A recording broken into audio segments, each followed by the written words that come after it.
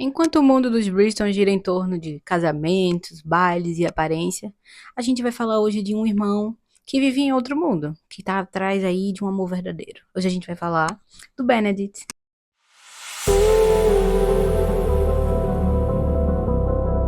E sim, a quarta temporada dos Britons foi confirmada para janeiro, né? A segunda parte só chega em fevereiro. E sim, é sobre o Benedict. Por quê? Porque a série adiantou a história do Colin, né? Do Colin da Penelope e colocou o Benedict para depois. Então hoje a gente vai falar sobre quem é ele, o que ele faz, qual é a diferença dos livros para a série, o que é bom, o que não é. Se você gosta desse tipo de conteúdo, se inscreve no canal, deixa seu like, compartilha com seus amigos e vamos pro vídeo. Então vamos lá contando a história de quem é o Benedict, né? Então ele é o segundo filho, né? Tem o Anthony e tem ele. Diferente do Anthony, que vive para trabalhar, para manter todo o nome da família, ele é um cara muito liberal, um cara que ama arte, ama pintar. Ele vive uma coisa muito mais boêmica, né? Uma coisa mais livre estou, ama a liberdade, ama a pintura. Se sente um pouco deslocado daquela sociedade londrina que vive de status, vive de baile, de muita coisa eufórica. Ele curte uma coisa mais simples, né? Feliz no simples. Ele é carismático, é gentil, é rebelde, mas é rebelde na medida certa, né? Não é um Colin que sai por aí viajando o mundo, mas também não é um Anthony que vive enfiado dentro de um escritório, vivendo de aparência ali. Então, assim, enquanto alguns lutam ali, né, por status e casamento, o Benedict só quer ali encontrar uma coisinha legal na arte, no amor, uma coisa bem sus. O Benedict, ele é muito diferente, assim, da série pro livro, ele é bem diferente, mas a gente vai entrar agora nesse. Sim, gente, esse livro é maravilhoso aqui, né? Um Perfeito Cavalheiro. Essa história maravilhosa aqui que eu amo é o livro 3. Eu acho que eu comprei isso aqui em 2016, 2017, bem antes de ser produzido qualquer série, e a gente vai falar sobre isso agora. Se você nunca ouviu falar dos livros, nunca leu nenhum livro do Bristol, a gente vai falar sobre a história do Benedict agora, que é bem diferente, assim, de todas, porque é uma releitura da Cinderela, né? A Sophie Beckett, que é a personagem feminina principal, ela é filha de uma filha ilegítima, na verdade, do conde, né? E ela é criada pela madrasta, que é a atual esposa desse cara. O que acontece? Esse cara aí morre, sai pra viajar, igual a história da Cinderela, e nunca mais volta. E a madrasta fica com todo o dinheiro, a madrasta fica com toda a herança, com tudo que é legitimizado pelo conde, né? Porque ele vai embora, né? Ele foi comprar cigarro e nunca mais voltou.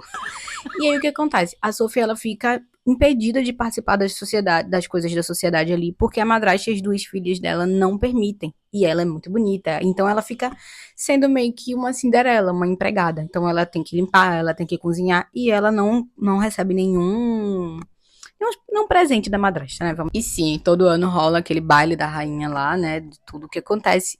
E a Sophie ouve falar desse baile, só que a madrasta e as irmãs não permitem que ela vá, obviamente igual a história da Cinderela. E aí o que acontece? Só que na série não existe fada madrinha, né? Então, ela faz um vestido pra ela, né? Ela consegue todo aquele rolê lá e vai pro baile. Quando ela chega lá no baile, ela tá mascarada, é um baile de máscara, e ela vê o Benedict. E ele também vê. Só que eles não falam os nomes, eles não trocam mensagem nem nada. Só que aí rola um beijo lá, eles se apaixonam. Só que acontece um incidente lá, eles. E aí, à meia-noite, ela vai embora.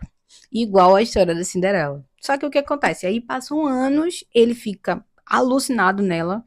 E ela lembra até dele, assim, e tal, mas ele fica muito vidrado nela, igual o príncipe da Cinderela. Então ele passa anos procurando ela. E ele acha que ela é uma princesa, tipo, uma duquesa, uma mulher de nobre, porque ela tá muito bem vestida, ela tá muito arrumada. Então ele fica anos procurando. Ele nunca, na cabeça dele, ele vai achar que ela é uma empregada, né? Uma filha ilegítima. E aí o que acontece? A Sophie ali sai da casa da madrasta, por alguns motivos ali, e vai trabalhar para uma outras pessoas lá no interiorzinho. E aí, nesse interiorzinho, ela encontra o Bennett. Só que eles acham que são outras pessoas. E ele fica sempre se prendendo porque ele tá esperando, porque ele quer casar com aquela princesa que ele encontrou no baile. Sem saber que é a Sophie. E aí eles ficam nesse jogo, nesse empurra de cão e gato, sem saber o que acontece, até que eles finalmente cedem e ficam. Só que a princípio ele não quer casar com ela, ele quer que ela seja a amante oficial dele, porque ele quer casar ainda com a outra. Olha que loucura.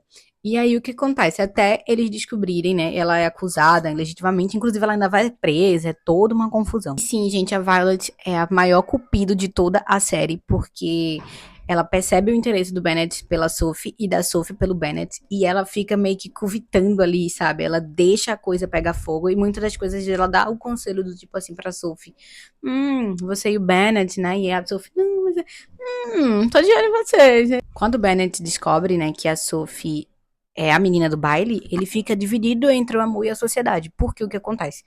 É, a Sophie é uma filha ilegítima, então, teoricamente, ela não pode se casar com uma pessoa de alta sociedade, né? Igual a Cinderela. Por que, que o filme da Cinderela, toda aquela situação seria improvável? Porque ela é uma pessoa pobre. E naquela época era errado, a sociedade vinha com maus olhos pessoas que se misturavam com pessoas de situações diferentes, né, de status diferentes. Então ele tem que escolher entre casar com o amor da vida dele ou casar com uma pessoa de status grande. Mas aí, né, o Bennett, ele é o apaixonado, ele é uma pessoa que não segue regras. Então sim, ele escolhe o amor e ele escolhe a Sophie, né? No livro eles fazem meio que uma mutreta ali pra provar que ela não era uma filha ilegítima e tal, pra que eles consigam casar. Eu não sei como na série eles vão tratar dessa maneira, mas rola uma coisa assim de diferenças de status na sociedade, né? Então, não sei se a série vai deixar isso em evidência, provavelmente sim, porque isso é uma pauta que pode ser bem legal de ser falada, né? Sim, é muito fofinho de ver isso no livro, porque ele fica completamente apaixonado por ela, então ele, mesmo que ele tenha que, se for o caso, abrir mão do status dele, da vida dele, ele vai abrir porque ele é apaixonado por ela. E o fato fofo, gente, é que ele se apaixona duas vezes pela mesma pessoa, né? Porque ele se apaixona pela Sophie do baile, que ele idealizou aquela mulher, e depois ele se apaixona pela personalidade dela, conhecendo ela, vendo como ela é boa com as pessoas, como ela se dá bem com as irmãs dele, né, as mais novas, como ele se dá bem com a mãe dele, né, como ela trata os idosos, as pessoas. Então ele se apaixona duas vezes pela mesma pessoa, e isso é muito fofinho. Ah, vamos agora para a série, para entender mais ou menos como essa história pode funcionar ou não. Então, até a terceira temporada não foi explorado nenhum amor profundo do Benedict, né? Até não teve sua história principal ali, mas aí foi deixando algumas pistas e as pessoas começaram a reclamar, porque na série é explorado muito esse lado sexual do Benedict, e nos livros não é falado muito sobre isso, né? A Julia Quinn é um pouco conservadora em relação a isso. Então, na série não fala sobre isso, mas deixa um pouco explícito que talvez ele seja bissexual, o que não tem problema nenhum. Mas que para o enredo de quem gosta dos livros, né, quem é fã dos livros, sentia um pouco de raiva, porque queria que a Sophie fosse nomeada, e não um Sophie, né? Nada contra, mas algumas pessoas começaram a reclamar nesse sentido, de que queriam que ele vivesse um romance com a Sophie, né? E não com um homem. E aí criou-se todo também outros problemas. Na série sempre mostra como se ele tivesse envolvido com alguém. Então, nas primeiras temporadas ele tem um caso com flat ali, depois aparece um pintor, depois aparece uma outra mulher com quem ele tem um caso. Ele sempre tem relações assim onde ele parece estar 100% apaixonado, mas depois ele não tá. Então ele tá sempre atrás de alguma coisa.